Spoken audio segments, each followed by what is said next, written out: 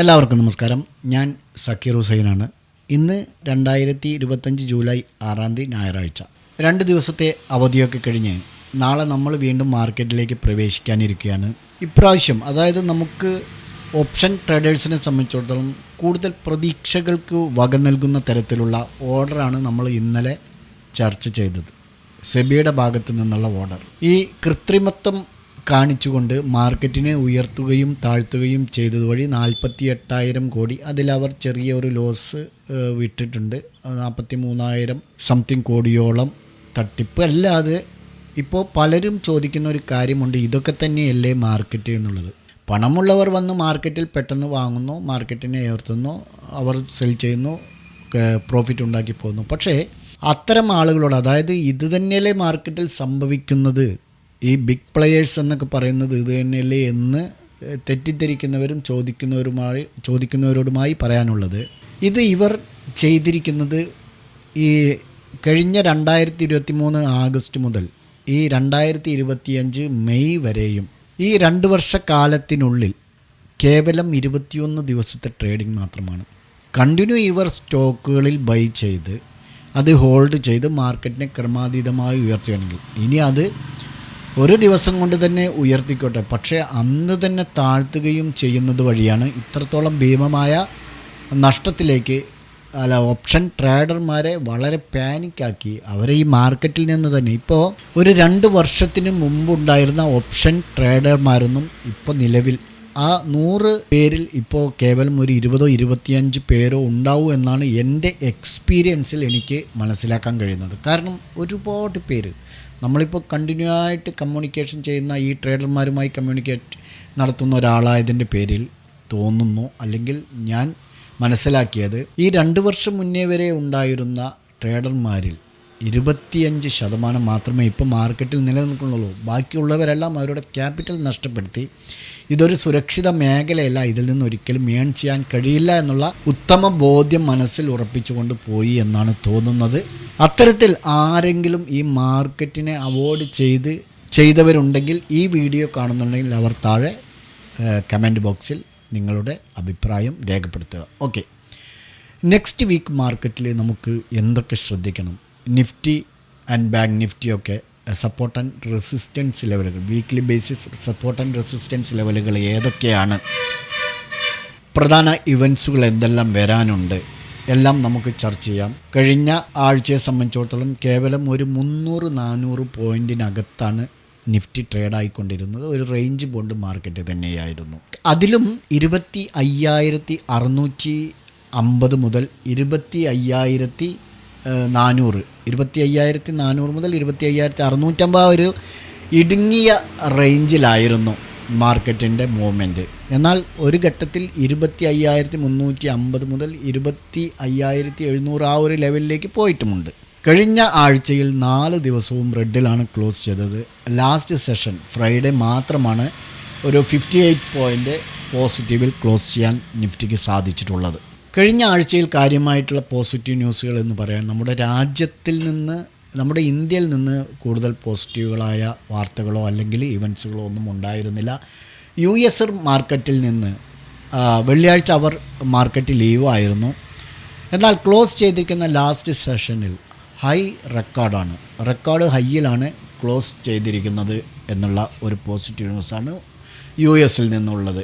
രണ്ടാമത്തേത് തേഴ്സ്ഡേ വന്ന US job data, അത് നല്ല സൂപ്പറായിരുന്നു. അതുകൊണ്ട് തന്നെ തൽഫലമായി ഈ വരുന്ന ജൂലൈ 13 ഫെഡിൻ്റെ മീറ്റിംഗ് ഉണ്ട്. ആ മീറ്റിങ്ങിൽ 25% basis point interest rate cut ചെയ്യുമെന്നുള്ള ഒരു ധാരണ ഇപ്പോൾ തന്നെ ശക്തമായിട്ടുണ്ട്. അതും നമുക്കൊരു പോസിറ്റീവ് ന്യൂസാണ്. കാര്യമായിട്ട് കഴിഞ്ഞ ആഴ്ചയിൽ ഈ ഒരു കാര്യങ്ങൾ മാത്രമേ മാർക്കറ്റിന് ഗുണകരമാവുന്ന രൂപത്തിലുള്ള വാർത്തകൾ ഉണ്ടായിരുന്നുള്ളൂ. നെഗറ്റീവായിട്ട് മെയിനായിട്ട് ഇന്ത്യയും US തമ്മിലുള്ള ട്രേഡിംഗ് ഡീലിൽ ഇതുവരെ സൈൻ ചെയ്തിട്ടില്ല എന്നുള്ളതാണ്. അടുത്ത 2 ദിവസത്തിനുള്ളിൽ തീരുമാനമാവും എന്ന് പറയാൻ തുടങ്ങിയിട്ട് ഒത്തിരി നാളുകളായി, പക്ഷേ ഇപ്പോഴും തീരുമാനം ആയിട്ടില്ല എന്നുള്ളതാണ്. രണ്ടാമത്തേത് FISൻ്റെ കണ്ടിന്യൂ സെല്ലിംഗ് തന്നെയാണ്. അവർ സെൽ ചെയ്തുകൊണ്ടിരിക്കുന്നു. ഇപ്പോൾ വീഡിയോയുടെ തുടക്കത്തിൽ ഞാൻ പറഞ്ഞത്, നമുക്ക് ഓപ്ഷൻ ട്രേഡേഴ്സിന് പ്രതീക്ഷകൾക്ക് വക നൽകുന്നതാണ് സെബിയുടെ ഓർഡർ എന്ന് പറഞ്ഞല്ലോ.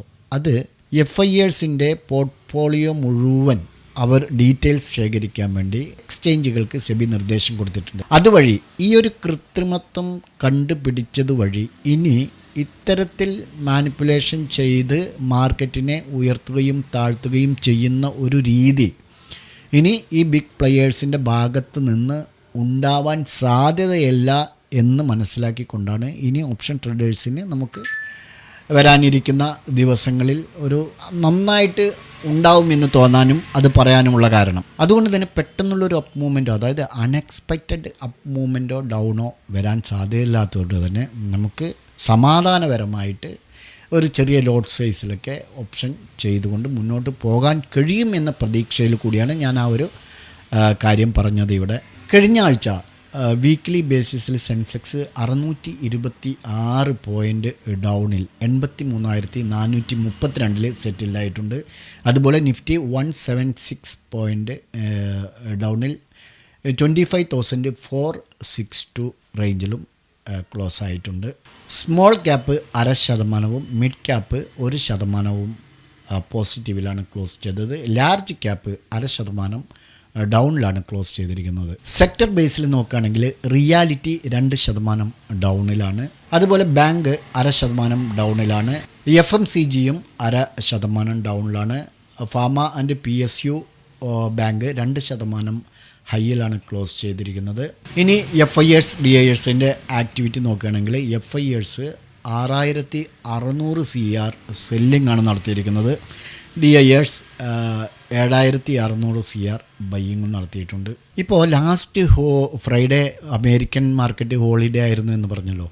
ലാസ്റ്റ് തേഴ്സ്ഡേ ട്രംപിൻ്റെ ഭാഗത്തുനിന്ന് ഒരു സ്പീച്ച് ഉണ്ടായിട്ടുണ്ട്. അതായത് അയാൾ പോകുന്നതിന് മുമ്പ് പറഞ്ഞത് 12 രാജ്യങ്ങളുമായി ഞങ്ങൾ ട്രേഡിംഗ് ഡീൽ സൈൻ ചെയ്തിട്ടുണ്ട്, ധാരണയായി എന്നുള്ളതാണ്.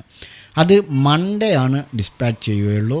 അതുവരെ ഇതൊരു സസ്പെൻസായിട്ട് നിലനിർത്തിയിട്ടാണ് അയാൾ പോയിരിക്കുന്നത്. ഈ 12 രാജ്യങ്ങൾ ഏതൊക്കെയാണെന്നുള്ളത് നാളെ മോർണിംഗ് നമുക്ക് മനസ്സിലാവും, അല്ലെങ്കിൽ ആഫ്റ്റർനൂൺ മനസ്സിലാവും എന്ന് വിചാരിക്കുന്നു. അത് തീർച്ചയായും മാർക്കറ്റിലൊരു റിഫ്ലക്റ്റ് ചെയ്യത്തക്ക വണ്ണമുള്ള ഒരു ന്യൂസ് തന്നെയാണ്. അതുകൊണ്ട് അത് ശ്രദ്ധിക്കണം. ഇനി നെക്സ്റ്റ് വീക്കിൽ ഇവൻറ്റ്സ് എന്ന് പറയാൻ കാര്യമായിട്ടൊന്നുമില്ല. ഒരേ ഒരു ഇവൻറ്റ്സ് ഉള്ളൂ. വെനസ്ഡേ US-ൽ നിന്നും വരുന്ന FOMC മിനിറ്റ്സ്, അത് മാത്രമേ ഉള്ളൂ. നിഫ്റ്റിയുടെ വീക്ക്ലി ചാർട്ടിലേക്ക് വരുമ്പോൾ നിഫ്റ്റി പ്രീവിയസ് വീക്കിൽ ഒരു ബുള്ളിഷ് ക്യാൻഡിലാണ് ഫോമായിരിക്കുന്നത്.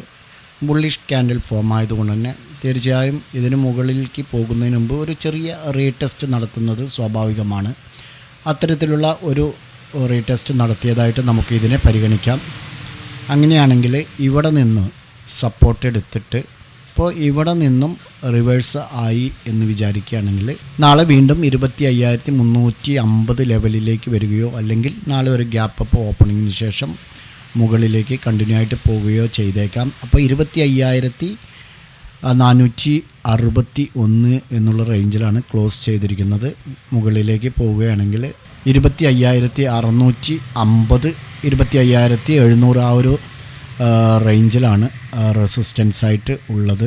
അപ്പോൾ നമുക്ക് ഫസ്റ്റ് റെസിസ്റ്റൻസ് എന്ന് പറയുന്നത് 25,600 to 25,650 to 25,700 ആ റേഞ്ചിൽ റെസിസ്റ്റൻസ് ആയിട്ട് നെക്സ്റ്റ് വീക്ക് പരിഗണിക്കാം. അതിന് മുകളിൽ ക്രോസ് ആൻഡ് ക്ലോസ് ചെയ്യുകയാണെങ്കിൽ ഇമ്മീഡിയറ്റ്ലി 25,800 എന്നുള്ള ആ ഒരു റേഞ്ചാണ്. 25,800, 25,850 എന്നുള്ള ഈ ഒരു ക്യാൻഡിൽ 25,849, ആ 25,850 എന്നുള്ള റേഞ്ചാണ് നെക്സ്റ്റ് റെസിസ്റ്റൻസ് ആയിട്ട് വരുന്നത്. അതിന് മുകളിൽ പോവുകയാണെങ്കിൽ നെക്സ്റ്റ് 26,150 റേഞ്ചിലാണ്.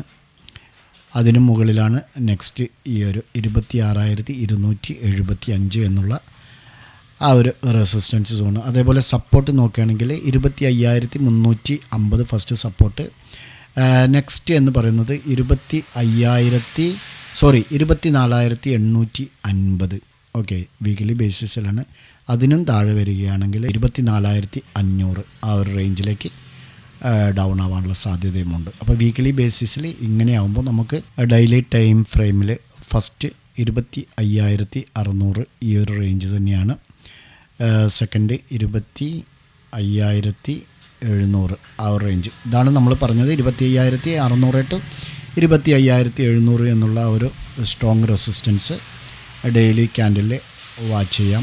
താഴത്തേക്ക് ബൈ ചാൻസ് പോവുകയാണെങ്കിൽ 25,350, അതിന് താഴെ 25,250.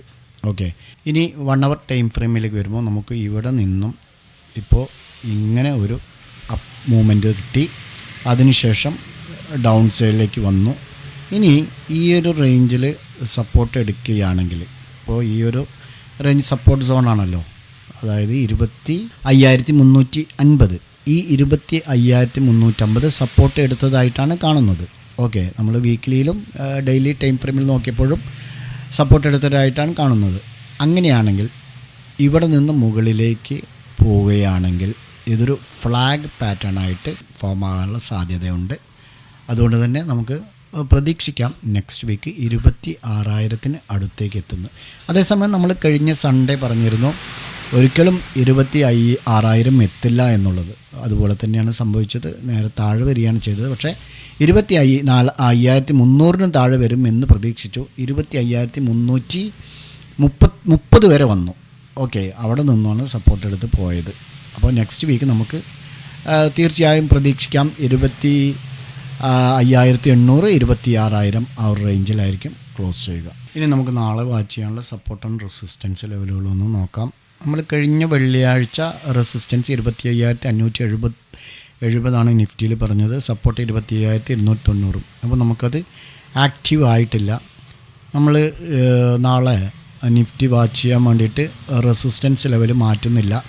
25,570 ആ റേഞ്ച് റെസിസ്റ്റൻസ് ആയിട്ട് വാച്ച് ചെയ്യാം. സപ്പോർട്ടായിട്ട് നമുക്ക് അല്പം മുകളിലേക്ക് കൊണ്ടുവന്ന് 25,335, ഓക്കെ, അല്ലെങ്കിൽ 25,330 ഈ ഒരു റേഞ്ചിൽ സപ്പോർട്ട് വാച്ച് ചെയ്യാം. അപ്പോൾ നിഫ്റ്റിയിൽ നമുക്ക് നാളെ ഇങ്ങനെ വാച്ച് ചെയ്യാവുന്നതാണ്.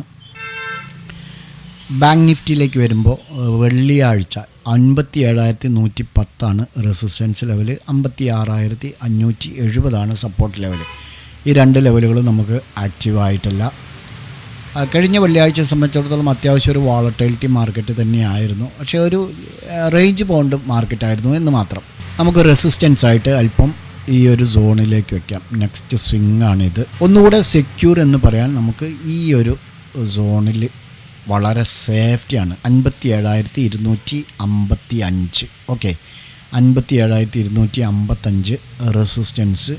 തീർച്ചയായും അത് ബ്രേക്ക് ചെയ്താൽ മുകളിലേക്ക് പോകും. ഒന്നുമില്ലെങ്കിലും ഈ ഒരു റേഞ്ച് വരെ വരും, അത് കൺഫേമാണ്. 57,450 വരെയെങ്കിലും വരും. 200 പോയിൻറ്റ് ഈസി ആയിട്ട് കയറാനുള്ള എല്ലാ സാധ്യതയുമുണ്ട്. അതിന് മുകളിലേക്ക് പോയാലുള്ളൂ നിങ്ങൾ നാളെ തന്നെ ഇത് കയറും, ഉറപ്പാണ്.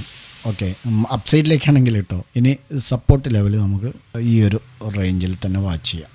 ഓക്കെ, നേരത്തെ പറഞ്ഞ ആ റേഞ്ച് തന്നെ 56,560. അപ്പോൾ ബാങ്ക് നിഫ്റ്റിയിൽ ഇങ്ങനെ വാച്ച് ചെയ്യാവുന്നതാണ്. നാളെ ബാങ്ക് നിഫ്റ്റിയിൽ ഈസി ആയിട്ട് അപ്സൈഡിലേക്കാണെങ്കിൽ എൻട്രി എടുത്ത് പോകാം, പ്രത്യേകം ശ്രദ്ധിക്കണേ. സെൻസെക്സിൽ നമുക്ക് വെള്ളിയാഴ്ച ആക്റ്റീവ് ആയിട്ടില്ല, അതുകൊണ്ട് നാളത്തേക്കുള്ള റെസിസ്റ്റൻസ് ലെവൽ 83,850 തന്നെയാണ്. ഓക്കെ, 83,850 റെസിസ്റ്റൻസ് ലെവൽ നോക്കാം. സപ്പോർട്ട് ലെവൽ നമുക്ക് ഈ ഒരു സോണ് വാച്ച് ചെയ്താൽ മതി, അതിന് താഴെ വെക്കണമെന്നില്ല. 83,160. അപ്പോൾ ഈ ഒരു ലെവലിൽ സപ്പോർട്ട് ആൻഡ് റെസിസ്റ്റൻസ് ലെവൽ സെൻസെക്സിലും വാച്ച് ചെയ്യാം. ഈ 3 ഇൻഡെക്സുകളും നിങ്ങളുടെ ട്രേഡിംഗ് പ്ലാറ്റ്ഫോമിൽ ആഡ് ചെയ്ത് നാളെ ഇത് ബ്രേക്ക് ഔട്ട് ചെയ്യുന്നുണ്ടോ എന്നുള്ളത് നോക്കുക. ഉചിതമായ സമയത്ത് എൻട്രി എടുത്ത് പോവുക. പരമാവധി പ്രോഫിറ്റ് മതി എന്ന് തോന്നുമ്പോൾ എക്സിറ്റ് അടിച്ച് പുറത്ത് വരിക. ഞങ്ങളുടെ വീഡിയോ എഡ്യൂക്കേഷൻ പർപ്പസിന് വേണ്ടി മാത്രമാണ്. നാളെ നല്ലൊരു പ്രോഫിറ്റബിൾ ഡേ ആവട്ടെ എന്ന് ആശംസിച്ചുകൊണ്ട് നിർത്തുന്നു. ബൈ.